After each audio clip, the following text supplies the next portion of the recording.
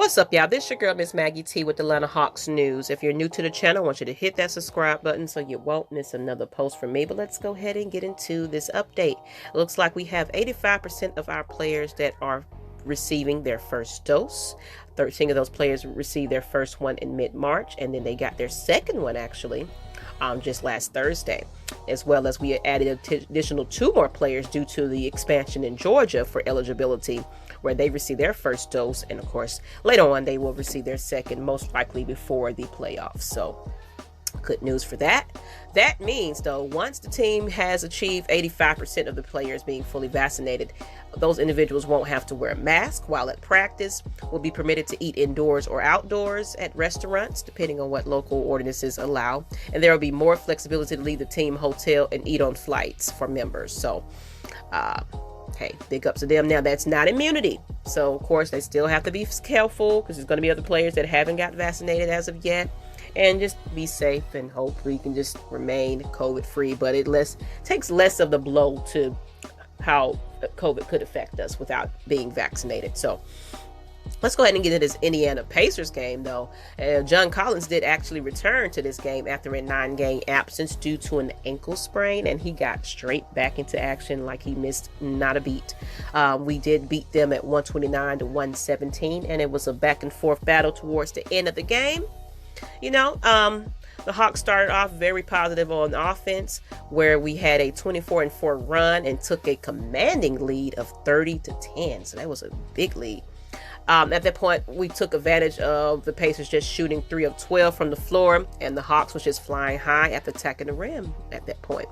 Now, towards the end of that first quarter, Indiana did make it push to end that quarter by slashing a bit of that lead that we had. The Pacers continued their great play to start the second quarter, just as the Hawks struggled on offense. So they took advantage of that.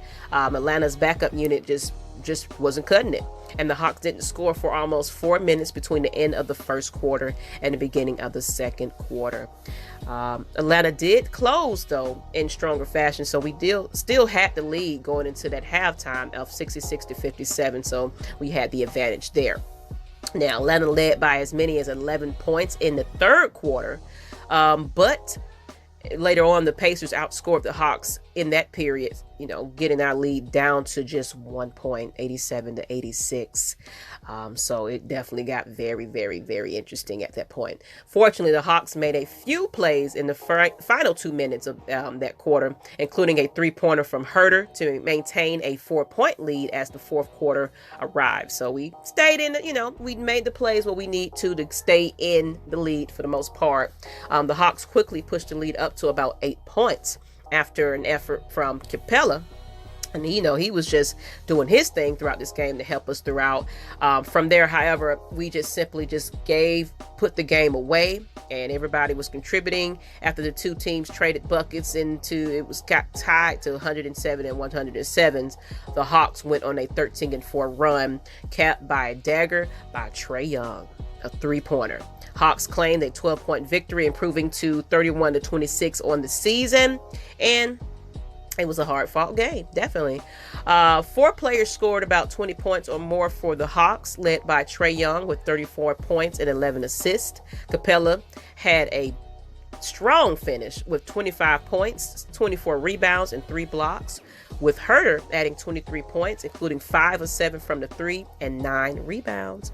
Now, Bogdanovic continued his impressive recent play with 23 points and 5 more 3-pointers.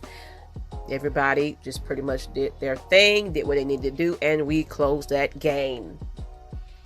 That's all we needed. So the Hawks will be returning to the floor on Tuesday evening at State Farm Arena, where they'll be facing Orlando Magic, as well as it's going to be a quick turnaround time with a road matchup against the New York Knicks on Wednesday. So back-to-back games. So just a little day or so to rest. Then we're back in action, people. So that's all I got for you guys. Just let me know what you think about that. And man, Nate. There's been some talks about whether he just needs to be head coach.